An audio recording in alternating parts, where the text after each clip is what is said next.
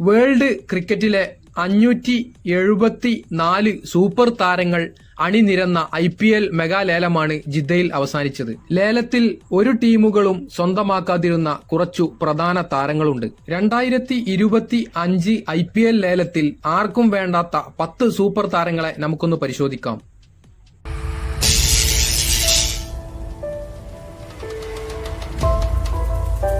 1. David Warner.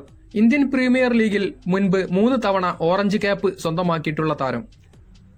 IPL ഹിസ്റ്ററിയിൽ 6000-ലധികം runs സ്വന്തമാക്കിയിട്ടുള്ള താരം കൂടിയാണ് ഇദ്ദേഹം. 2. ജോണി ബെയ്സ്റ്റോ. 2019-ലാണ് താരം IPL-ൽ അരങ്ങേറ്റം കുറിച്ചത്. 50 IPL മത്സരങ്ങൾ കളിച്ച താരം 1589 റൺസ് വാരിക്കൂട്ടിയിട്ടുണ്ട്. 3. Kane Williamson. 2015-ൽ IPL-ൽ അരങ്ങേറ്റം കുറിച്ച താരം മികച്ച പ്രകടനം പുറത്തെടുത്തിട്ടുണ്ട്. 79 മത്സരങ്ങൾ കളിച്ച താരം 2128 റൺസ് തന്റെ പേരിൽ സ്വന്തമാക്കിയിട്ടുണ്ട്. മായാങ്ക് അഗർവാൾ.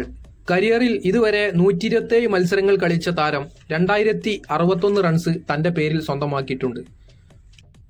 5. James Anderson. ആദ്യമായാണ് 42-കാരനായ താരം IPL ഓപ്ഷനിൽ രജിസ്റ്റർ ചെയ്യുന്നത്. എന്നാൽ ഒരു ഫ്രാഞ്ചൈസി പോലും ഇംഗ്ലണ്ടിന്റെ സൂപ്പർ താരത്തെ സ്വന്തമാക്കാൻ ശ്രമിച്ചില്ല.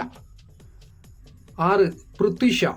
2024-ൽ IPL-ൽ ഡൽഹി ക്യാപിറ്റൽസിന്റെ പ്രധാന താരങ്ങളിൽ ഒരാളായിരുന്നു. 79 മത്സരങ്ങൾ കളിച്ച താരം 23.95 ശരാശരിയിൽ 1792 റൺസ് സ്വന്തം പോക്കറ്റിലാക്കിയിട്ടുണ്ട്. 7. ഷാർദുൽ താക്കൂർ.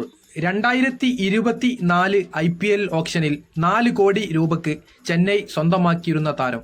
എന്നാൽ അസ്ഥിരതയാർന്ന പ്രകടനം മൂലം താരത്തെ ചെന്നൈ കൈവിടുകയായിരുന്നു. 8. Steve Smith.